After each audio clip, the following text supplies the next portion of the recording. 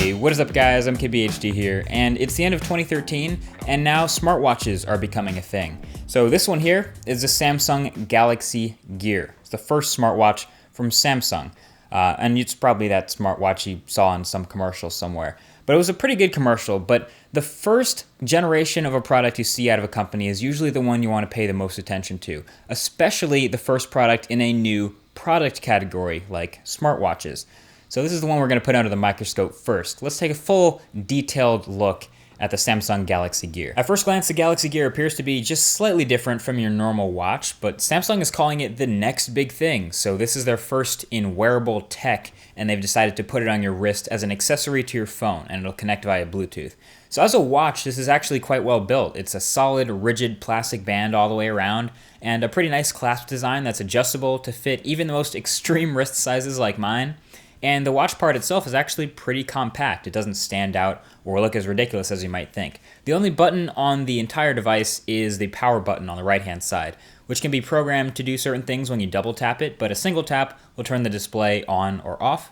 And surrounding the whole face of the watch is, surprise, metal. Real metal from Samsung, so that's good news. And of course, on the actual face of the watch, instead of the regular analog mechanics, it is a 1.6-inch 320 by 320 OLED display, and it's actually objectively very nice. It has a 275 ppi pixel density and great, bright, vivid colors.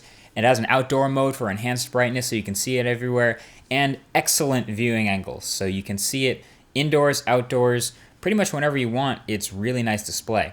On the back, you have these pins, which you'll need to connect to the dock for the Galaxy Gear, which is actually necessary. It comes in the box, and you need it for the NFC pairing setup for the first time, and for every time you charge it. So every time you want to charge your Galaxy Gear, you have to hook it up to this clasp dock, which has that lovely faux leather stitching that we love so much, and then you'll plug it in. Now around the bottom of the watch, there's another metal piece that sits below your wrist, and unfortunately this is the only part of the watch that feels a bit bulky and actually sometimes gets in the way. So when I'm resting my wrist on something or trying to type, it kind of gets annoying, but there's a reason for this metal piece here. There are actually more electronics in there. If you hold it up to the light, you can actually see the electronics wiring going down into the metal clasp. Turns out this metal clasp contains the speakerphone. Yes, that's a speakerphone in the bottom. So you don't actually have to hold the watch up to your face like a weirdo to talk on the phone. You can just talk and it'll hear you. But you do have to hold it like a total weirdo, however, if you want to take pictures with it, like this, because that's a camera. Yeah, the bulge on the Galaxy Gear is a camera. Questionable choice of a feature to add on a watch, but hey, it's there. It's a 2-megapixel sensor, and it can take square photos that actually, they look half decent for a watch. And the Gear can also record up to 15 seconds of 720p video, and I've noticed that the microphone quality, since it's meant for phone calls and a speakerphone, it's pretty good. You can get an idea of the video quality here. It's definitely not bad. But at its heart, this is an Android device, Android 4.2 to be specific, and sometimes it's really obvious, but other times not so much, thanks of course to Samsung's skin that they've overlaid on here that shows one app per page, but it's powered by a single-core 800 MHz processor, half a gig of RAM, and it even has 4 gigs of internal storage, and it's packing a 315 milliamp hour battery. To put that into perspective, this watch actually has very similar computing power to the original Motorola Droid back in the day, which was a very sizable device, but it has a battery way less than a quarter of the size. And because of that, it can only really promise you one full day of actual use. And you might be able to eke 2 days out of it if you really don't use it all that much. Standby time is great, but at the end of the day, you're going to have to charge it every single night.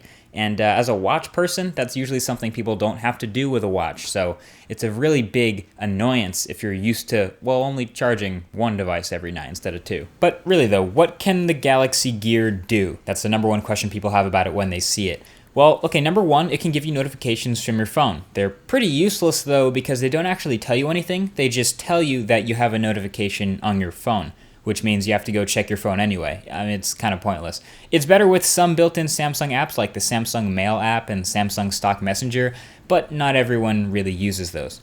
Next up, there's S-Voice to give you commands to your phone, which should in theory let you call people and text people from your wrist, but S-Voice is still S-Voice, and the speech recognition is a bit shoddy and it doesn't always work all the time. You can take voice memos and save them to your phone, which is nice, and you also have the gallery, which lets you take pictures and transfer them to your Samsung phone or even share them directly from supported apps in the Samsung store, which we'll get to in a second. There's a media controller, which is actually very useful. It allows you to control the volume and media playback in like any media app, like YouTube, Spotify, SoundCloud, whatever. So you can control your music while keeping your phone in your pocket.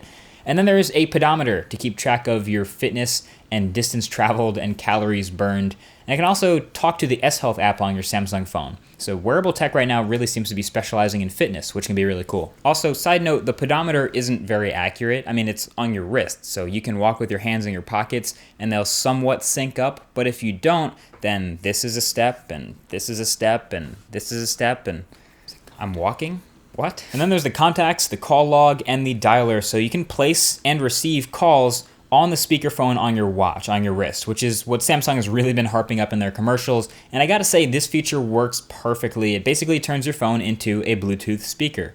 Might not be the coolest thing in public when everyone can hear your phone call, but when the phone is in another room and maybe Bluetooth is still connected, you can pick up an incoming call without running to go find your phone. And lastly, there is a mini app store that Samsung has kickstarted for their Galaxy Gear. And the list of apps in that app store is definitely not very large, and there aren't even that many categories, but then again, it's a watch. And hey, there are some nice apps in there. There are some interesting, somewhat usefully functional apps, like the watch face applications. I really like them because they let me actually mess around with the Galaxy Gear's watch face in real time, so that's nice. But the rest of them are basically miniaturized versions of bigger titles like Evernote or Snapchat, and there are some pretty big gaps that should obviously be filled later. This is literally a brand new app store, so it doesn't take any sort of cues from Google Play at all, but that's something developers are going to have to fill in.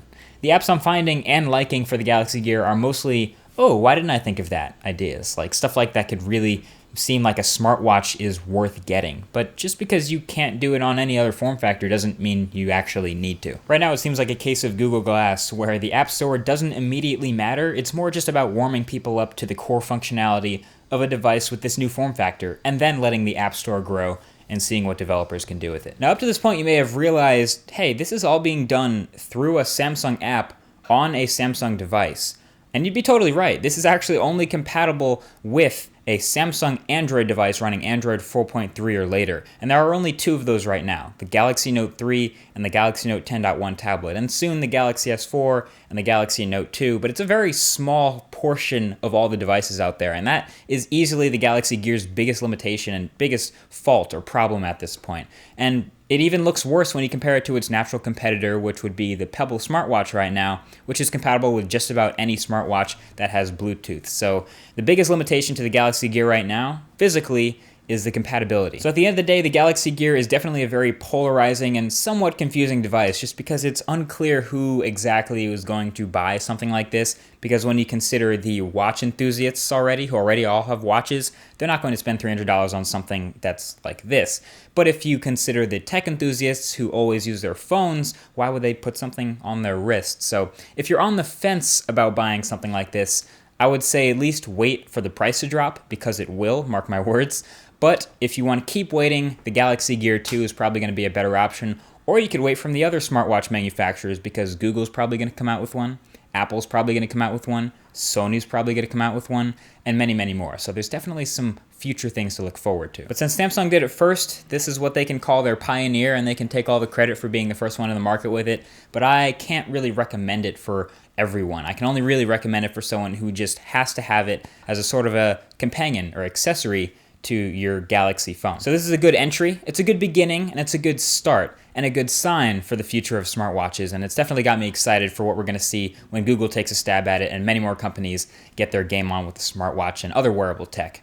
Either way, that's been it. Thank you for watching this video. I hope you enjoyed it. I hope you enjoyed the review. And if you're excited for more, there's a subscribe button below you can tap, or you can just hit that like button, show your appreciation. But the comments section is what's most important. It's open below. If you have any questions, feel free to drop them right there. This has been MKBHD. Thank you for watching, and I'll talk to you guys in the next one. Peace.